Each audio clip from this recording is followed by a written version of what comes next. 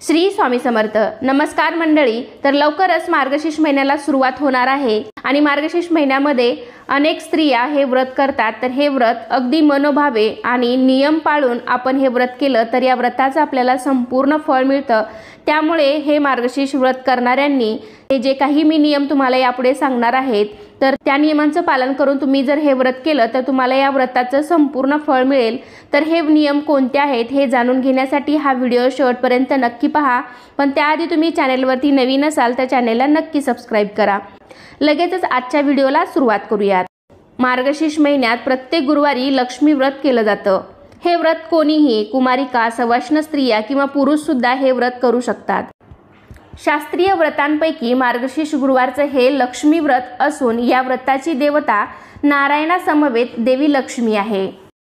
शिवाय देवी लक्ष्मीनं पद्मपुराणात सांगितलं आहे की जो कोणी माझे हे व्रत नित्य नेमाने करेल तो सदैव सुखी आणि समाधानी राहील।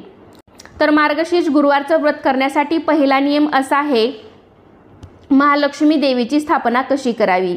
महालक्ष्मी देवीची स्थापना करताना देवीचं मुख पूर्वेकडे किंवा उत्तरेकडे असावं। देवीची स्थापना करण्यापूर्वी पूजेची जागा स्वच्छ करून घ्यावी। ज्या ठिकाणी देवीची स्थापना करायची असेल तर त्या जागी चौरंग किंवा पाट मांडावा। जमिनीवर देवीची स्थापना करू नये। तर दुसरा नियम असा आहे की आपल्या कुटुंबाला सुख समृद्धी धनधान्य मिळावं, कुटुंबातील सदस्यांना चांगलं आरोग्य मिळावं या हेतूनं सुवासिनी महिला हे व्रत करतात। म्हणून न चुकता दरवर्षी हे व्रत केल्यास घरात सुख समृद्धी, सुख शांती, आनंद येतो आणि त्या घरावर देवी लक्ष्मीचा वरदहस्त कायम राहतो।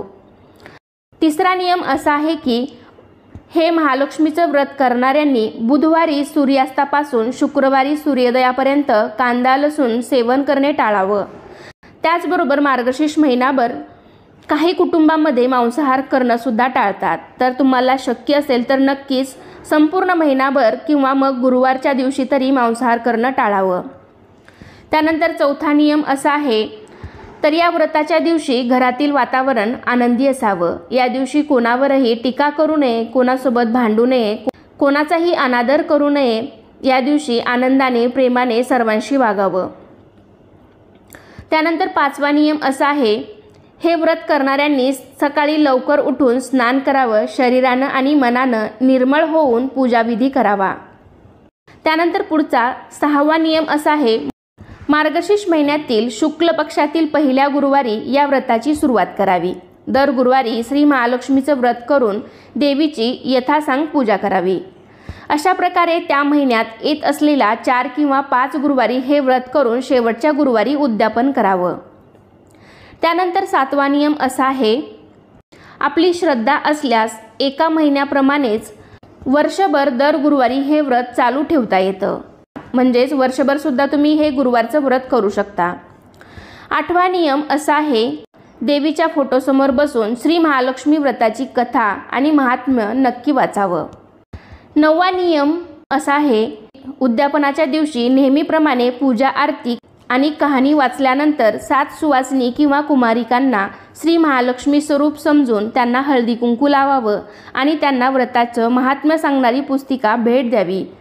10वा नियम सांगायचा झाला तर या दिवशी उपवास करावा। फक्त केळी, दूध आणि फळे खावीत आणि रात्री भोजन करावं। आणि जरी तुम्हाला फळे आणि दुधावर उपवास शक्य होत नसेल तर तुम्ही साबुदाणा खिचडीही खाऊ शकता।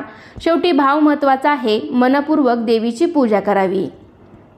त्यानंतर 11वा नियम असा आहे, हे व्रत करताना काही अडचणी आल्यास तर पूजा आणि आरती ही दुसऱ्याकडून करून घ्यावी।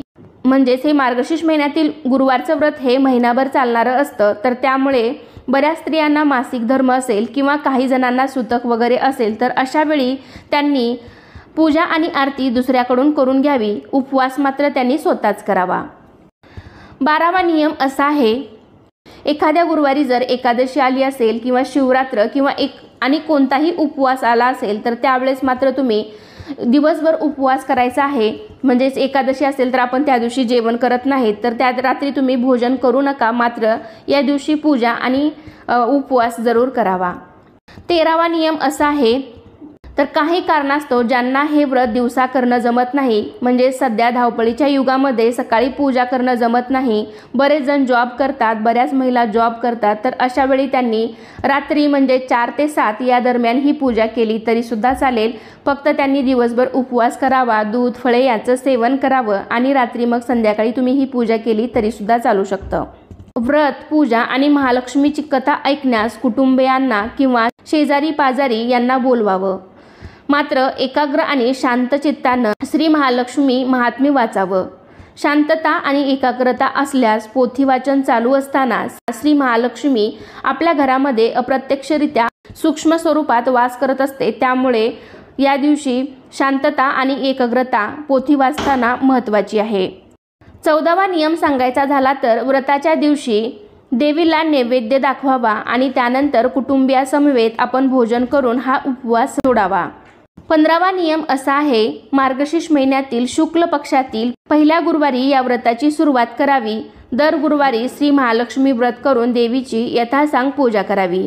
अशा प्रकारे या महिन्यात येत असलेले 4 किंवा 5 गुरुवार हे व्रत करून शेवटच्या गुरुवारी उद्यापन मात्र आवर्जून करावं.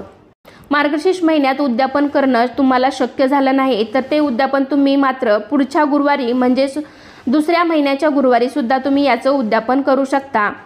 तर हे व्रत सुख, समाधान, शांती, ऐश्वर्य मिळावं म्हणून आणि देवीची आपल्यावर सदैव कृपा राहावी म्हणून हे व्रत केलं जातं. म्हणून मार्गशीर्ष गुरुवार व्रत करणाऱ्यांनी अवश्य हे जे काही मी आत्ता नियम सांगितले तर ते नियम अवश्य पाळावेत, ज्यामुळे या व्रताचं पावित्र्य राखून सदैव सुखी समाधानी जीवन जगण्यास नक्कीच मदत होईल. या व्रताचे महात्म्य असं आहे की जे कोणी महालक्ष्मीचे हे व्रत श्रद्धेनं आणि मनोभावनेनं करतील त्यांना श्री महालक्ष्मी प्रसन्न होऊन त्यांच्यावर तिची कृपा होईल. पण श्रीमंती आल्यावर सुद्धा उतू नये, नित्यनेमाने देवीची महालक्ष्मीचं हे व्रत करावं. देवीचं मननचिंतन करावं, म्हणजे देवी सदैव आपल्या पाठीशी उभी राहील आणि आपल्या मनोकामना सुद्धा पूर्ण करेल.